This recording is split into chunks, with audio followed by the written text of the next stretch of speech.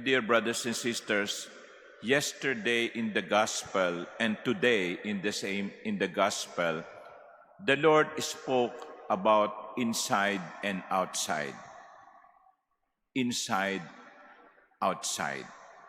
You cleanse, for example, in yesterday's gospel, you cleanse the outside of cup and dish, but inside they are full of plunder and self-indulgence. In today's gospel, the Lord spoke about whitewashed tombs, clean outside, but inside are full of dead men's bones and every kind of filth. And he called those people who are cleaning outside and dirty inside, who are clean outside and dirty inside, Jesus called them hypocrites. Why is it so? Why is it that we, including ourselves, focus on the outside and forget what is inside? Because it is easier to look good than to be good. It is easier to look good than to be good. You just wash your face, take shower, and you are already clean. That's easier. But to fill your heart with love, to be kind, to remove any degree of envy or hatred, that is more difficult. And that is why we tend to do the easier job. We tend to choose the easier task. Maglilinis na lang ako ng mukha kaysa sa magpatawad.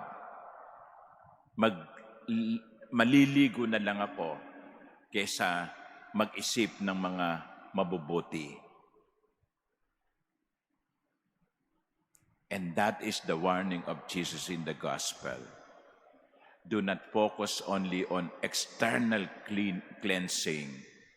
Do not forget that the internal cleansing is also as important or perhaps even more important than cleaning outside.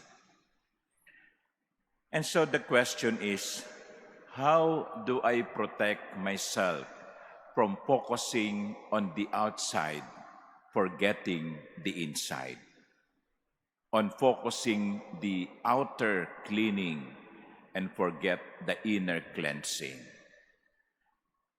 Maybe by examining ourselves frequently, by looking into ourselves more frequently. Like before you left your house, you look at the mirror. I hope, tinignan nyo, pantay ba yung buhok ko? Pantay ba yung kilay ko? Baka yung mga kilay nyo, hindi pantay. You look at the mirror because you want to see yourself. So similarly, we have to look into our inner mirror, our conscience, and ask ourselves, what is my intention for doing so? What is my motivation for doing so? Kasi kapag hindi natin tinitignan ang ating kalooban, hindi natin napapansin, dumudumi na. Hindi ba sa bahay, ang madalas nating nililinis ay yung nakikita? Pero minsan, kinakailangang angatin natin ang mga upuan, angatin ang kama, sapagkat nandoon sa ilalim ng kama yung dumi. Pag hindi natin yung binibisita ng regular, naiipon ang dumi sa ilalim, sapagkat hindi natin nakikita. Today, the Lord is inviting us to look into our hearts, to examine ourselves and see what is in there, so that we will not be only focusing on what is seen by others, but also at what is seen by the Lord. Kasi ang dali namang manloko ng ibang tao. Magpakita ka lang ng maganda, pwede na. Kaya hindi ba kapag pangangampanya, yung mga kandidato, laging nakangiti yan. No? Hindi kasi simangutan yan. No? Okay? Kasi inaawitan nila at nililigawan ang boto mo. Magpapakita ng ganda, ng ngiti.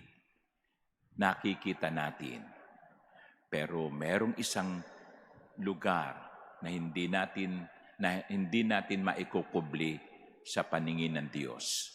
At yun ang ating puso. What do you think does God see in our hearts? Saint Augustine, whose feast we celebrate today, memorial we celebrate today, wrote a book called The Confession. There, he wrote everything that happened, even his sins, his evil thoughts.